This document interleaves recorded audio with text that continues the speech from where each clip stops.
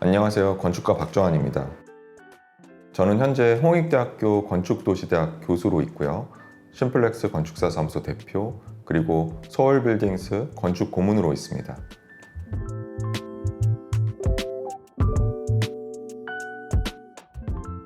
저는 어릴 때부터 그림이나 만화 같은 걸 그리는 걸 좋아했어요. 중학교 때쯤인가 산업 디자인이라는 분야가 있다는 걸 알게 됐는데요. 그 이후로 한동안은 산업디자인학과에 가고 싶다는 생각을 하게 됐습니다. 근데 산업디자인학과는 미대안에 속해 있다 보니까 입시미술을 해야 됐고, 미술을 제가 좋아하긴 했지만 입시미술까지는 좀 부담이 됐어요. 그리고 집안 어른들의 반대도 있었는데요. 대법관이셨던 할아버지는 취미로 그림을 그려줬는데, 저도 당신처럼 그림은 취미로만 하라고 권유를 하셨고, 또 의사셨던 아버지는 아무래도 의사를 권유를 하셨는데 못하겠다고 말씀을 드리고, 결국은 공대 안에서 디자인을 할 수 있는 분야를 찾다 보니까 건축가의 꿈을 키우게 된 것 같습니다. 그리고 그 당시에 이모부께서 건축을 하셨는데, 이모부 댁에 가보면 한강이 보이는 그런 창 앞에서 제도판을 두고 작업하시는 그런 모습이 좀 멋있어 보였던 것 같아요.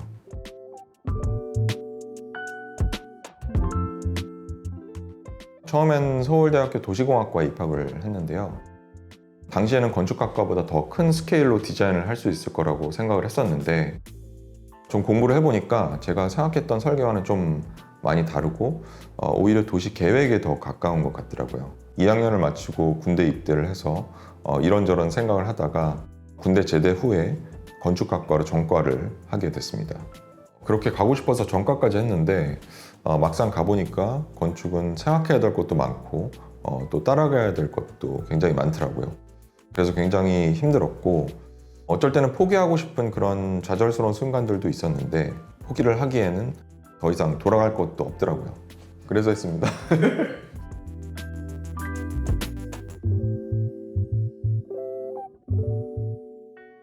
졸업 후에 매스 스터디스라는 사무실에 들어가서 일을 했는데요. 치열하기도 했지만 또 한편으로는 재밌었어요. 그때 당시에는 젊은 건축가셨던 조민석 소장님이 이끄는 아틀리에였는데요. 디자인을 잘하는 직원들이 많아서 그 안에서도 나름 경쟁을 하는 그런 느낌이었던 것 같아요.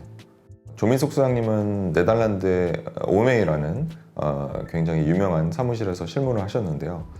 OMA도 인턴부터 직원까지 굉장히 치열하게 경쟁하는 그런 사무실이거든요. OMA의 그런 오피스 컬처가 조금 반영된 게 아닌가 그런 생각도 듭니다. 그렇게 매스에서 일을 하면서 실무적인 분들도 굉장히 많이 배웠고, 또 조민석 소장님은 물론이고 동료들을 통해서도 많이 성장을 했던 것 같습니다.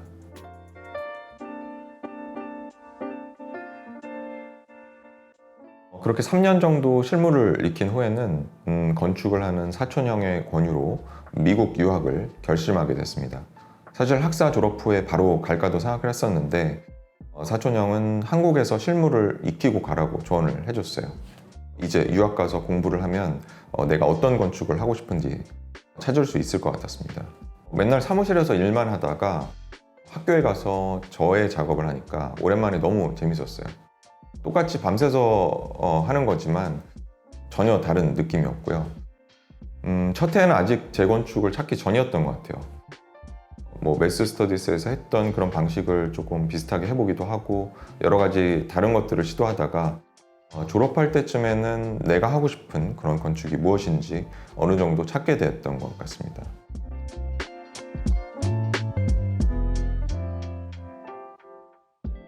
석사 졸업 후에는 리차드 마이어라는 디테일로 굉장히 유명한 회사에 들어갔는데요.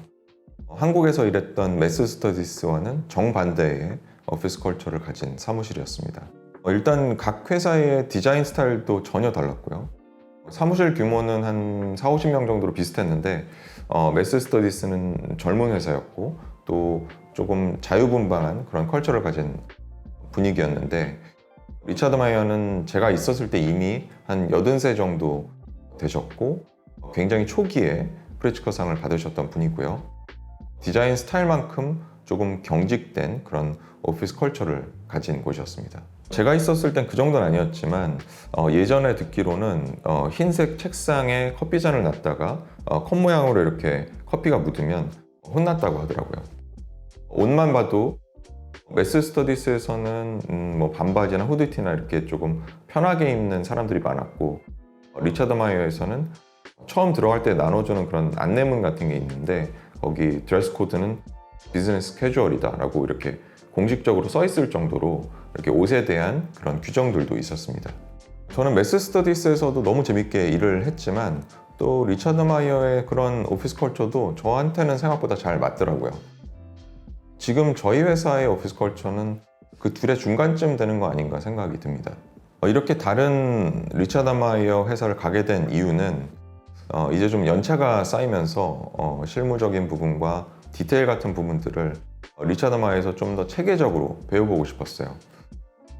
그렇게 선택했던 리차드 마이어가 결과적으로 저에게는 커리어적으로 굉장히 좋은 기회가 된 것 같습니다.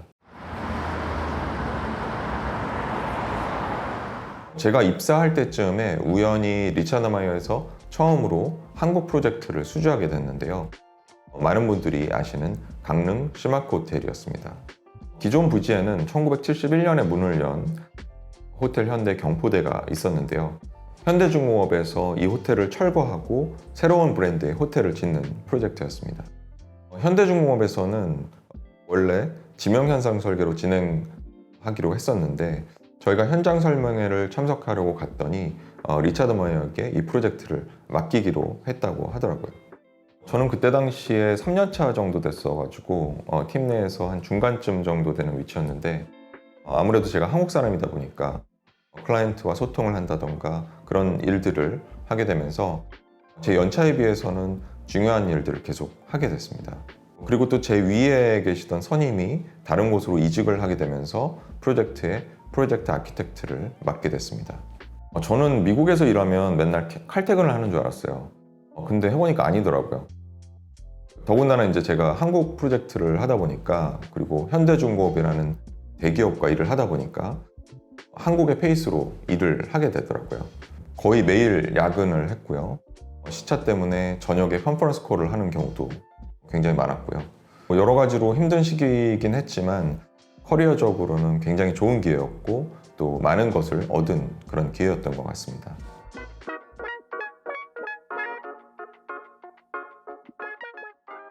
(2017년에) 제가 홍익대학교에 임용이 되면서 한국으로 귀국을 하게 됐습니다. 그리고 동시에 심플렉스 건축사 사무소라는 사무실을 오픈했는데요. 심플렉스는 심플과 컴플렉스의 합성어로 제가 만든 단어인데요.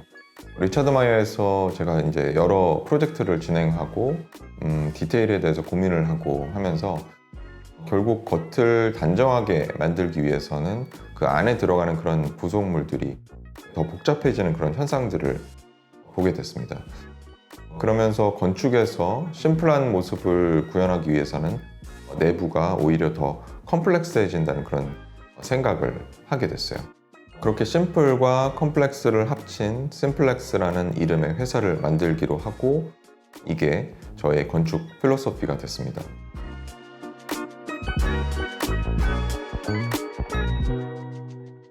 (2017년) 가을에는 이사부 독도 기념관 국제 설계 공모에 당선이 되어서 이런 건축과 조경, 수공간이 서로 어우러지는 그런 프로젝트를 하게 됐습니다. 저희는 이 프로젝트에서 저희의 디자인 철학을 최대한 담아보려고 노력을 했던 것 같아요.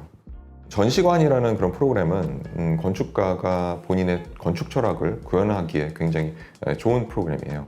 저희는 외부 공간과 내부 공간, 그 둘과의 관계, 그리고 빛과 공간, 그리고 공간 경험의 시퀀스 이런 여러 가지 요소들을 이 프로젝트에 담고자 했습니다.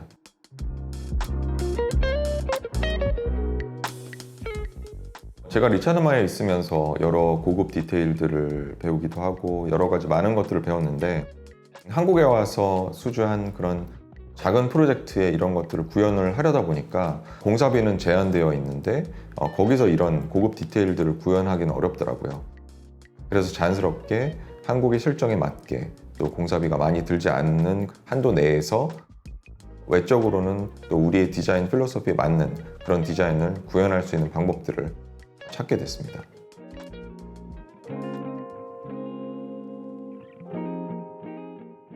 아나키아라는 카페인데요. 남동쪽으로 너무 좋은 자연 경관이 둘러싸여 있어서 사람들이 통창을 통해서 자연 공간을 바라보면서 식음을 즐길 수 있게 했고요. 또 각 층별로 다른 공간 컨셉을 가지면서 여러 층으로 이루어진 대형 카페지만 방문객들이 각 층에서 다른 느낌을 갖고 공간을 즐길 수 있도록 그렇게 계획을 했습니다. 현재 인스타를 포함한 그런 SNS에서 많은 인기를 얻고 있고 또 잘 운영이 되고 있고요. 이후에 저희가 또 다른 몇몇 카페 프로젝트를 추가로 진행을 하기도 했습니다.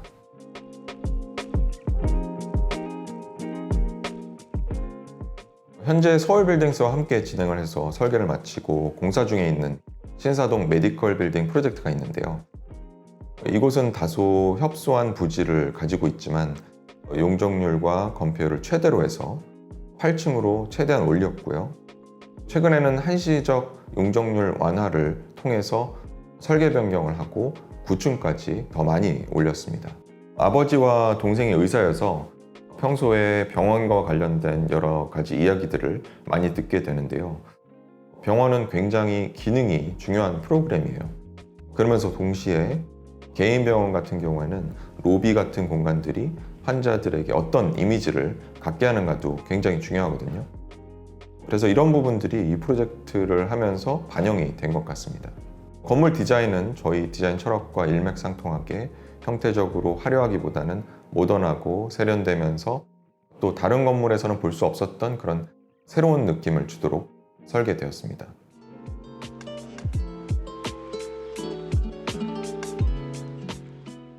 명품 가방을 보더라도 겉만 화려한 것보다는 이음새나 구성하는 디테일들이 어떻게 잘 마무리되었는지가 중요하죠. 그런 것들이 결국 더 세련되고 고급스러운 그런 것들의 차이를 만들게 됩니다. 건축도 마찬가지인데요.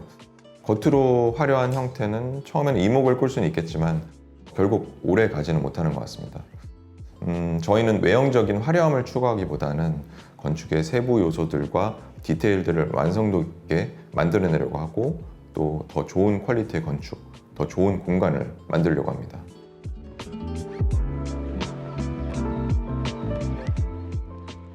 일전에 한 클라이언트 분께서 저희에게 이런 말씀을 해주셨어요. 세월이 변해도 세련되고 빛난다. 앞서 말씀드렸던 저희의 건축 철학이 건축주분께도 잘 전달된 것 같습니다. 저희는 앞으로도 여러 다양한 프로젝트들을 통해서 시간이 흘러도 여전히 세련되고 좋은 공간을 가진 그런 건축을 많은 분들께 만들어 드리고 싶습니다.